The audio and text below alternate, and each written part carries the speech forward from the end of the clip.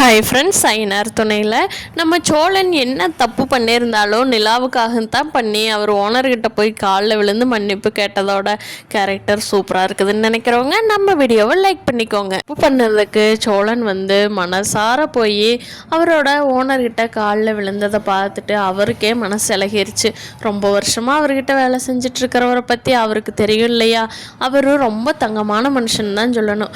5 லட்சத்தை திருடணும்னு மன்னிச்சு ஏற்றுக்கிட்டாருன்னா அவருக்கு ரொம்ப தங்கமான மனசு தான். நிலா எவ்வளவு பணக்கார வீட்டில் பிறந்த பொண்ணு, சோழன்கிட்ட எவ்வளோ பொறுமையாக எவ்வளோ கரெக்டாக டீல் பண்ணுறாங்க. அதை பார்க்குறப்போ நம்மளே அதை பார்த்து கற்றுக்கணும் போல் இருக்குது. நிலாவை பார்க்குறப்போ சோழனோட ஓனர் சரிடா போய் நல்லா ரெஸ்ட் எடுத்துகிட்டு 2 நாள் ரெஸ்ட் எடுத்துகிட்டு வேலைக்கு வாடா, எல்லா கஸ்டமரும் உன்னை தான் கேட்பாங்க, போடா இதை மறந்துடலாம், நீ எப்பவும் போல வா, இனிமேல் கரெக்டாக இருடா அப்படின்னு சொல்லிட்டு ரொம்ப நன்றிண்ணே அப்படின்னு சொல்லிட்டு நிலாவும் சோழனும் வீட்டுக்கு ஜோடியாக நடந்து போகிறாங்க.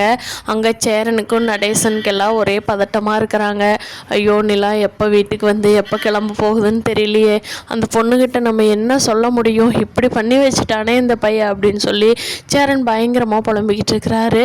ஆனால் 2 பேரும் ஒன்றா வர்றதை பார்த்துட்டு சேரன், நிலா கொஞ்சம் அமைதியாக வர்ற மாதிரித்தே இருக்குதே, என்னாச்சுடா பாண்டி, என்ன சொல்ல போகுதோ அந்த பொண்ணு அப்படிங்கிறாங்க. அதுக்கு பாண்டி அண்ணே பயப்படாத அண்ணே, பார்க்கலாம், அண்ணி அப்படிலாம் போக மாட்டாங்க அண்ணே, அண்ணன் அன்னிக்காகத்தானே பண்ணியிருக்கிறா, அதை புரிஞ்சுக்குவாங்க அண்ணே, பார்க்கலாம் அண்ணே, நீ ஏதாவது ஆரம்பிச்சிடாதண்ணே அப்படின்னு சொல்லி பாண்டி சேரனை கொஞ்சம் கூல் பண்ணி வைக்கிறான்.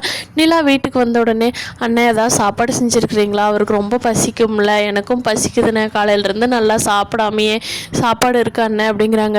வாப்பா வாப்பா எல்லாமே பண்ணி வச்சுட்டோம்ப்பா, நீங்கள் சாப்பிடுவீங்களா என்னன்னு தெரியாமல் தான் எல்லாருமே பசியோடு தான் காத்துக்கிட்டு இருக்கிறோம்ப்பா, வா வா சாப்பிட்லாம், போய் ஃப்ரெஷ் ஆகிட்டு வா அப்படின்னு சொல்லிட்டு எல்லோரும் ஒன்றா உட்காந்து சாப்பிட்றாங்க. பழைய சந்தோஷம் இல்லைனாலும் எல்லாம் சோழனுக்கும் நிலாவுக்கு சேரன் பாண்டி எல்லாத்துக்குமே கொஞ்சம் மனநிறைவோடு இருக்கிறாங்க. நடேசன், அப்பாடா இந்த பொண்ணு கிளம்பல, நல்ல வேலை, உண்மையிலேயே பயந்துட்டோம், நம்ம குடும்பத்தையே காக்க வந்த சாமி தான் இந்த பொண்ணு கிளம்பிடுமோன்னு நினச்ச, நல்ல வேலை வீட்டில் இருக்குதுப்பா, நாளை கேட்டுக்கலாம் இந்த பொண்ணுக்கிட்ட அப்படின்ட்டு நடேசனும் பேசாமல் போய் படுத்துக்கிட்டாரு.